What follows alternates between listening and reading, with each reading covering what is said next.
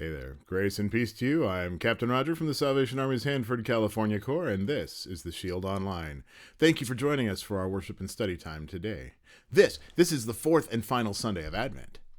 Tuesday evening, we'll celebrate the last day of Advent with a Christmas Eve service, and then we can finally begin the real Christmas season. Christmas Day is, of course, the first of the 12 days of Christmas, and I hope all of you make some time to really celebrate and appreciate the birth of Jesus as our Savior.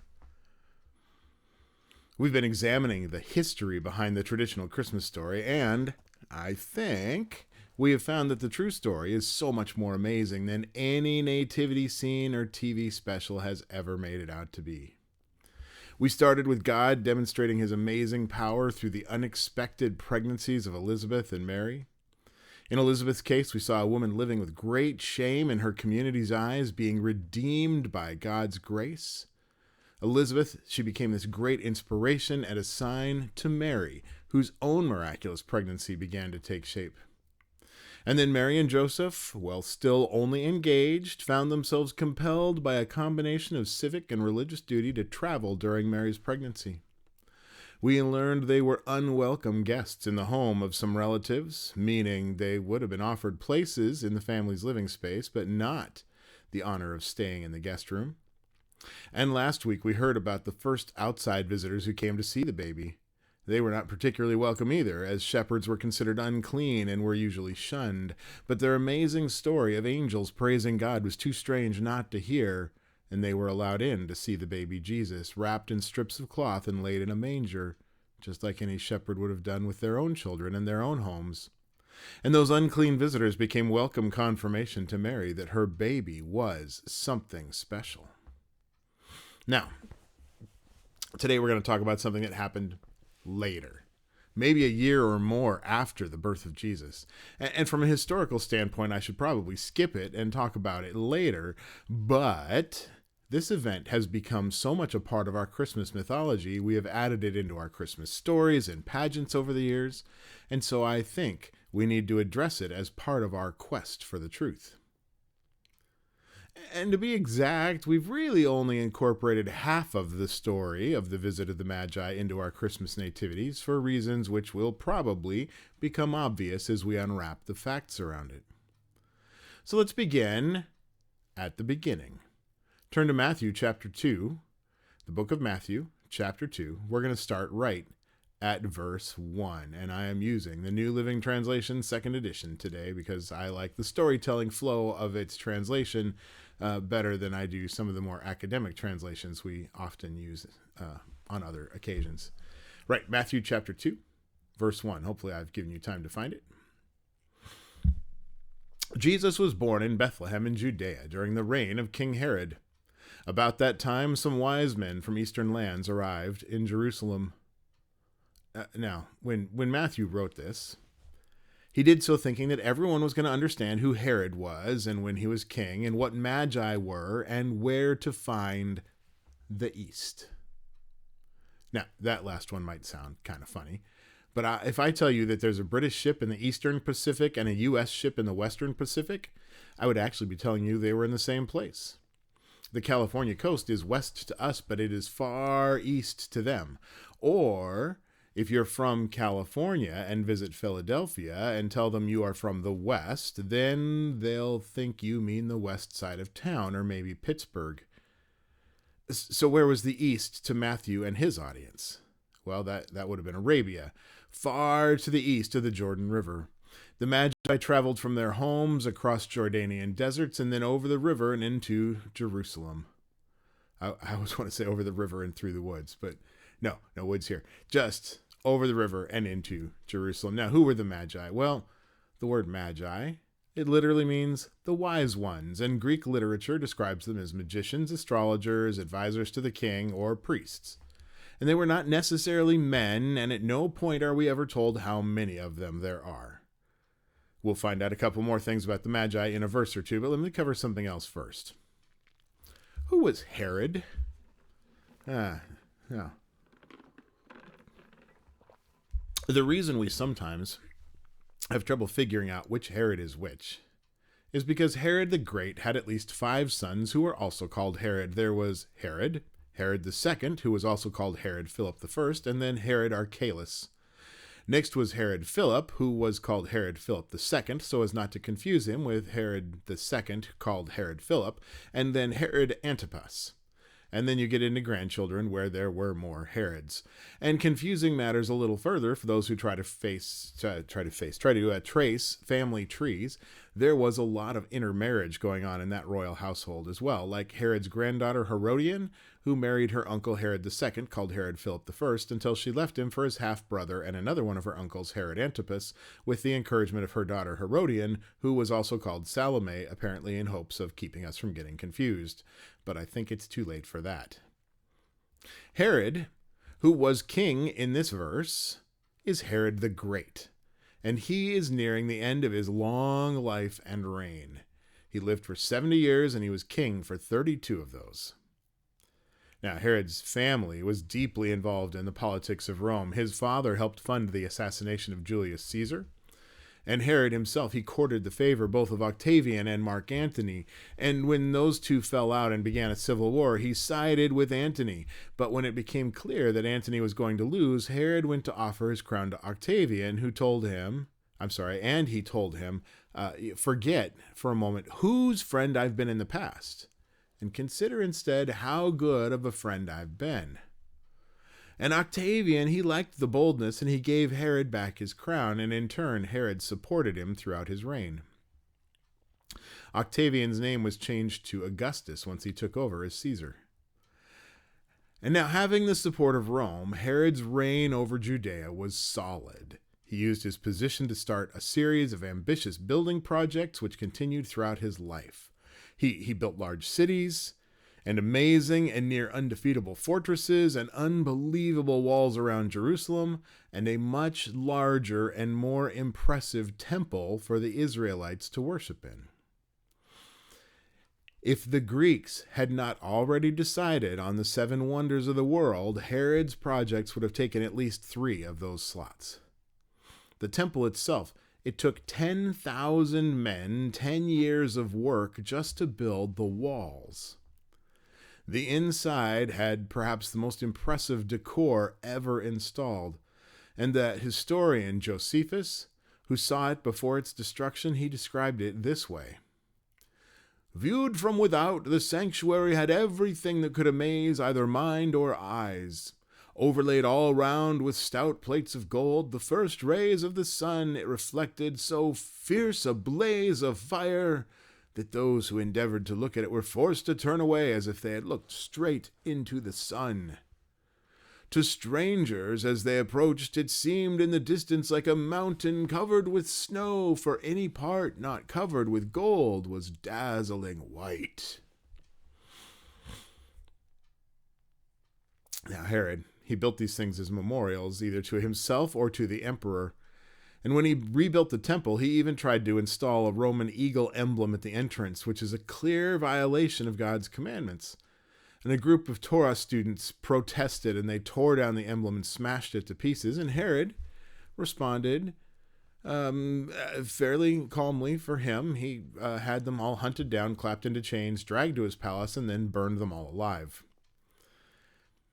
And to make sure there would be no more problems of this sort, he appointed his own high priest, and then had the 46 members of the Jewish ruling council who objected all put to death as well. That's Herod. The only thing Herod was better at than building things was killing people. His history is punctuated with murder from the beginning to the end. Even his own family wasn't immune. After he made his 17-year-old brother-in-law, the brother of his favorite wife, made that kid into high priest, Herod became troubled at the young man's popularity, so he had him drowned. And not long after that, he had that wife executed. Much later, about 7 BC, his favorite 2 sons, who were children of that same wife, also seemed to him to be too popular with the people, so he arranged to have them drowned as well. By this time, he had gone quite mad. There were others over the years, too, wives and children, religious and political leaders who opposed him, even supporters on occasion. Augustus once said that it would be better to be Herod's dog than to be one of his sons. In the last years of his reign, he was often found wandering the halls of his palace calling for that favorite wife, Mariamne I. He would send servants to go bring her to him, and when they failed, because she'd been dead for decades at that point, he would then have those servants beaten and sometimes even killed for failing to follow his orders. It is during this time that the Magi arrived. Matthew chapter 2. Starting again at verse 1, Jesus was born in Bethlehem in Judea during the reign of King Herod. About that time, some wise men from eastern lands arrived in Jerusalem asking, "Where is the newborn King of the Jews? We saw his star as it rose, and we have come to worship him." Now, you could tell these guys are from out of town, right? Essentially, they've just said, "Hello, King of the Jews," who strangles his own family members because he thinks they might someday be King of the Jews. "We're looking for the new King of the Jews." Yeah. Verse 3, King Herod was deeply disturbed when he heard this, as was everyone in Jerusalem.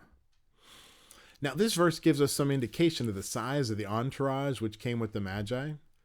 If there were just 3 guys on camels, the way you always see pictured, they wouldn't have made a ripple in a pond like Jerusalem.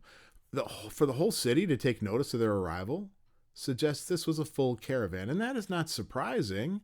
If you were a priest or advisor to kings and you believed you had just seen some sign in the sky that said the Savior of all mankind had just been born, you would take a few friends along with you. I would go so far as to suggest that these particular Magi brought along a lot of people.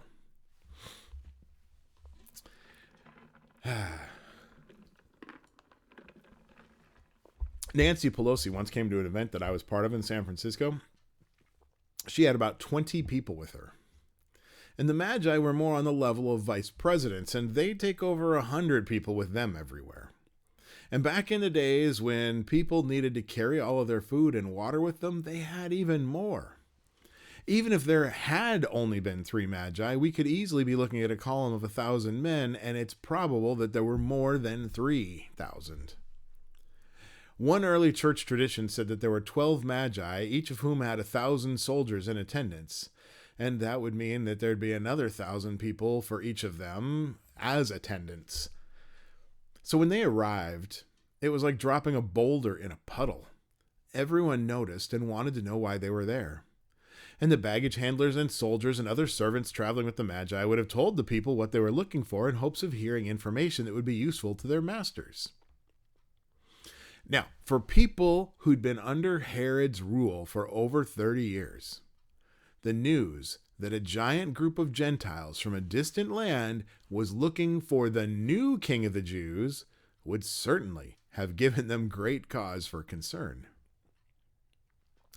Even in his crazy years, though, Herod was a brilliant man and an expert strategist, and he very quickly formulated a plan. Look at verse 4. He called a meeting of the leading priests and teachers of religious law, and he asked, "Where is the Messiah supposed to be born?" Now, there was no agreement on when the Messiah would arrive. There were 3 main flavors of Judaism at the time. There were the Sadducees. This was a group including many leading priests and politicians. There were the Pharisees, including most of the scribes, and they were popular among the ordinary people. And there were the Essenes. These were spiritual purists who isolated themselves into little communities and tried to avoid being contaminated by the world. Now, the Sadducees, they don't seem to have cared one way or the other if the Messiah ever came. And that's typical of people in charge. They are always sure they're doing a great job, so why would anyone need to come save them? The Pharisees looked forward to the coming of the Messiah, but they didn't expect anything like that was going to happen until the entire world followed the rules that they had formulated to help people live pure religious lifestyles. Now, the Essenes actually expected the Messiah could show up at any minute. But Herod didn't ask them. He asked the leading priests, that's the Sadducees, and the teachers of religious law, that's the Pharisees, and that's it. Which makes sense. These 2 groups, they're essentially the Republicans and Democrats of their day. They're opposed in most things, and much of the Israelite world identified as either one group or the other. And a paranoid ruler like Herod can consult with each group separately and see if they gave him the same answer. That way he would know if someone was trying to trick him. But in this case, the 2 sides agreed on where they should look. Look at verses 5 and 6. In Bethlehem in Judea, they said, for this is what the prophet wrote. And you, O Bethlehem, in the land of Judah, are not least among the ruling cities of Judah, for a ruler will come from you who will be the shepherd for my people Israel.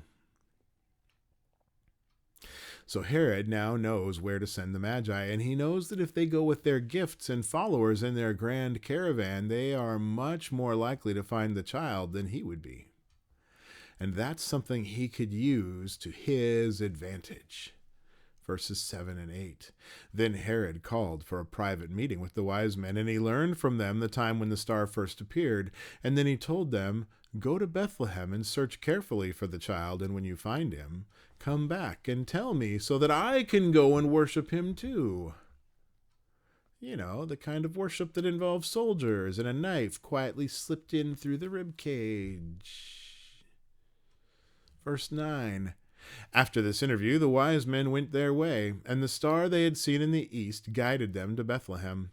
It went ahead of them and stopped over the place where the child was, and when they saw the star, they were filled with joy.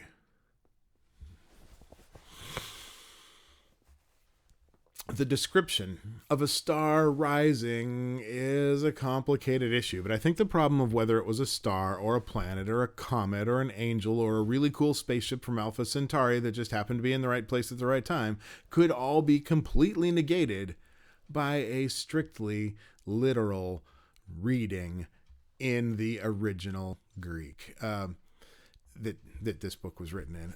The Magi left the interview. They went on their way to Bethlehem. And in their view, the star they had seen guided them to Bethlehem. Because they saw the star, it brought them to where they were in Jerusalem. They talked to the right person. They got the right information, right? Once they got that information, which was that this was a small village just 5 miles away was the place they were to go, the star had guided them to Bethlehem, right? So for it to stop over the place where the child was simply means that whatever cosmic phenomenon they were watching was somewhere overhead. When you read this in Greek, like I said, it's clear that Matthew did not mean for us to think there was some moving celestial body firing down a spotlight on the house that Jesus was staying in. Instead, it was an event happening in the sky. What might this cosmic event have been? Well, there's several possibilities. My current favorite possibility involves a rare double occultation of Jupiter that happened in about 6 BC. Occultation is when one heavenly body passes in front of another. In this case, the moon passed in front of Jupiter. I'll give you a short version since there's entire books detailing all the ways that this connected for astrologers. And in case anyone doesn't know, astronomers are the scientists who study the movement of stars and planets and all that. Well, astrologers are people who believe that where you see things in the sky affects your life. Astronomers say that this particular eclipse of Jupiter, when the moon passed in front of it, happens about every 60 years.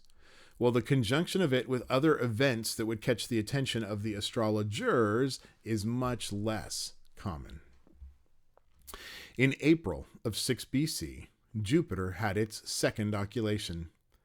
To astrologers, this was a portent of an important birth taking place.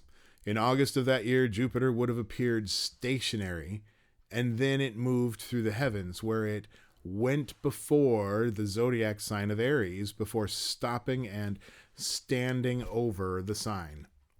According to the records from the time, the conditions on April 17th, 6 BC were believed to herald the birth of a divine, immortal, and omnipotent person born under the sign of the Jews, which we now refer to as the constellation of Aries the Ram. There are several other connections that would have made astrologers of the time, particularly those around Arabia, sit up and take notice. Connections that would have sent them west to Jerusalem. Now, I'm not saying that this must be what's meant by the Bethlehem star. I'm just saying that it's my current favorite possibility and the one that has the best scientific evidence behind it right now. There are at least a dozen other theories which could all fit the details that we know, and maybe one is right, and maybe all of them are right. This was God's message to the world. A Savior is born, a King of Kings and a Lord of Lords. He wanted to make sure no one missed it. Look at verse 11. It's the Magi, they entered the house and saw the child with his mother Mary, and they bowed down and worshipped him. Excuse me. They bowed down and worshipped him. Then they opened their treasure chests and gave him gifts of gold, frankincense, and myrrh. These are valuable gifts for this infant God king. Gold was mined in Arabia. That adds evidence to the origin of the Magi. Frankincense and myrrh, too, they were harvested from trees which only grew in southern Arabia. Rich and powerful Magi who lived in those regions would naturally have gold, frankincense, and myrrh as the most precious gifts that they could bring. And this is one of those moments that I just wish we had more details about. We don't know exactly how long after the birth of Jesus this was, but it was at least 42 days later. There's reasons for that you'll have to come to the Christmas Eve service to find out about. Even though it was at least 42 days, it could have been a year or more. And suddenly, this parade of hundreds or thousands of people were marching into town and beginning to ask for a child. If the family was still in Bethlehem, the people there would have had no trouble pointing out the house, which had had the unwed mother who'd been visited by unclean shepherds only minutes after her birth of her child. There was obviously something not right with that family. That's what the townspeople would have thought. And this contingent of foreign-born leaders showing up would have done nothing to help the reputation of Mary and Joseph, which they already had as being trouble with a capital T. I bet the appearance of strange riders outside their door was frightening at first, but Mary very quickly would have realized there's no threat. And one by one, each of the Magi would come, bow to the ground in front of Jesus, and leave a gift in this little pile beside the manger, which was the baby's crib.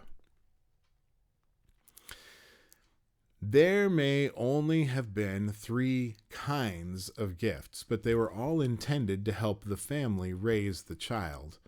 This was an incredibly valuable windfall for a poor carpenter and his young wife-to-be, which is good because they were about to find themselves in need of it.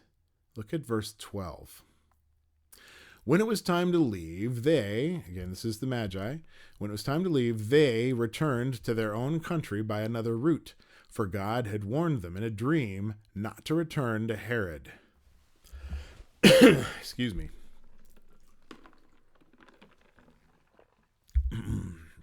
If you've ever wondered if Jesus was really fully human, this should tell you something. God didn't want Herod to get a hold of the baby. He was as vulnerable as you or I. And God didn't just warn the Magi. Look at verse 13. After the wise men had gone, an angel of the Lord appeared to Joseph in a dream. "Get up, flee to Egypt with the child and his mother," the angel said. "Stay there until I tell you to return, because Herod is going to search for the child to kill him."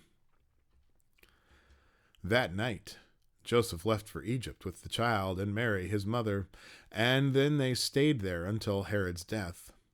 This fulfilled what the Lord had spoken through his prophet, "I will call my son out of Egypt." Herod died in 4 BC, and after that happened, God called his family back to Israel. But that's later. Let's see how Herod reacted to the Magi's escape. Verse 16. Herod was furious when he realized that the wise men had outwitted him. He sent soldiers to kill all the boys in and around Bethlehem who were 2 years old and under, based on the wise men's report of the star's first appearance. This is not something you see in those happy, fuzzy little Christmas specials on TV.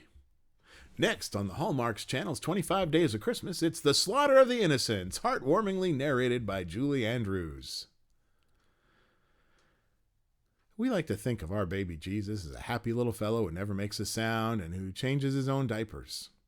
The thought of including scenes from Bethlehem on the night when a squadron of soldiers rode in and brutally forced their way into each house to run through every child who appeared to be 2 years old or less is not one that gives us warm feelings as we sit beside our Christmas trees.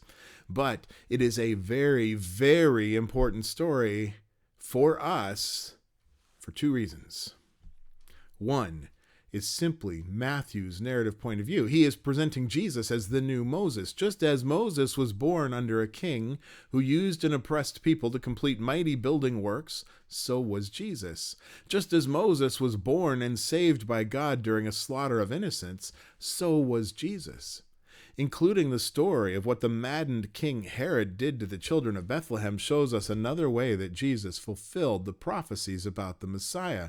In fact, Matthew records that, verses 17 and 18.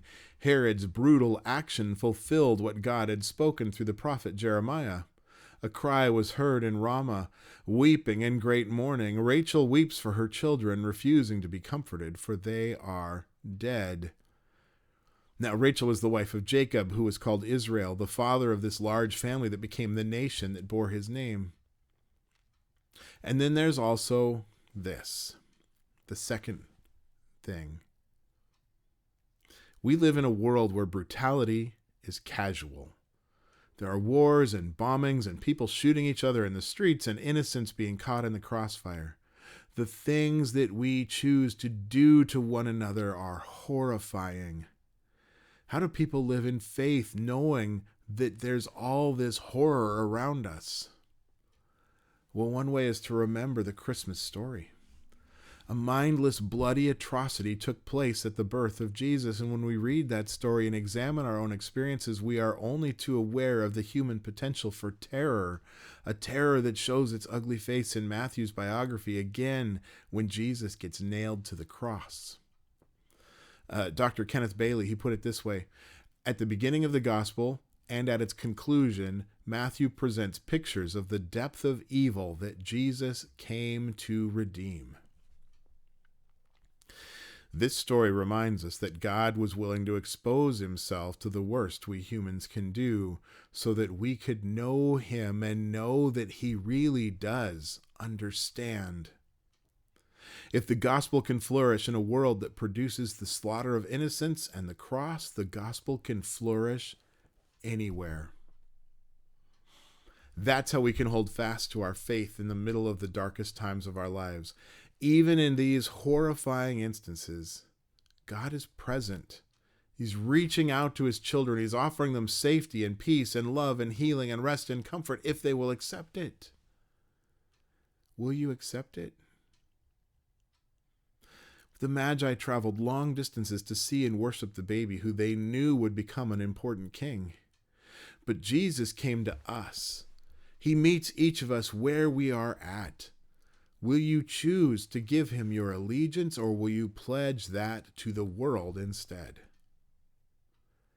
This Advent season, I urge you to follow Jesus in every choice you make from this moment on. In exchange, you will receive a gift that is even greater than gold, frankincense, and myrrh, the gift of life with God.